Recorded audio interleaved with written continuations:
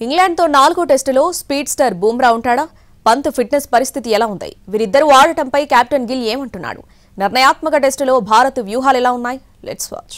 5 టెస్టుల సిరీస్లో భాగంగా ఇంగ్లాండ్ భారత్ జట్ల మధ్య మాంచెస్టర్ వేదికగా జూలై 23న 4వ మ్యాచ్ ప్రారంభం కానుంది. ఇప్పటికే ఇంగ్లాండ్ 2-1 తేడాతో ఆధిక్యంలో కొనసాగుతోంది. ఈ మ్యాచ్లో ఇండియా గెలిస్తేనే సిరీస్ రేసులో నిలిచే అవకాశం ఉంటుంది. ఇలాంటి సమయంలో తుది జట్టుపై మేనేజ్మెంట్ అనవసరమైన ప్రయోగాలు చేసే అవకాశం లేదు.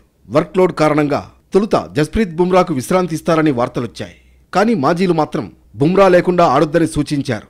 ప్రస్తుత పరిస్థితుల్లో బుమ్రా తుది జట్టులో ఉంటాడని తెలుస్తోంది. కెప్టెన్ శుభ్మన్ గిల్ కూడా త్వరలోనే మీకు తెలుస్తుంది అని చెప్పాడు. కానీ బుమ్రాకు విశ్రాంతి ఇస్తామని అనలేదు.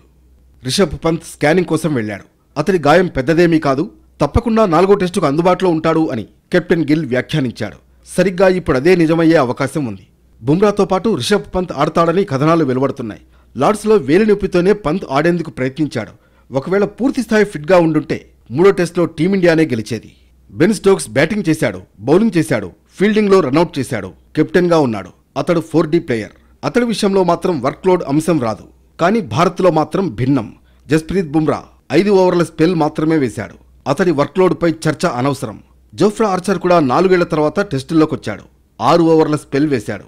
ఇలా ఆర్చర్, స్టోక్స్ స్పెల్ మీద స్పెల్ బౌలింగ్ చేస్తుంటే భారత పేసర్లు మాత్రం చాలా వెనకబడిపోయారని సీనియర్లు గుర్తు చేస్తున్నారు.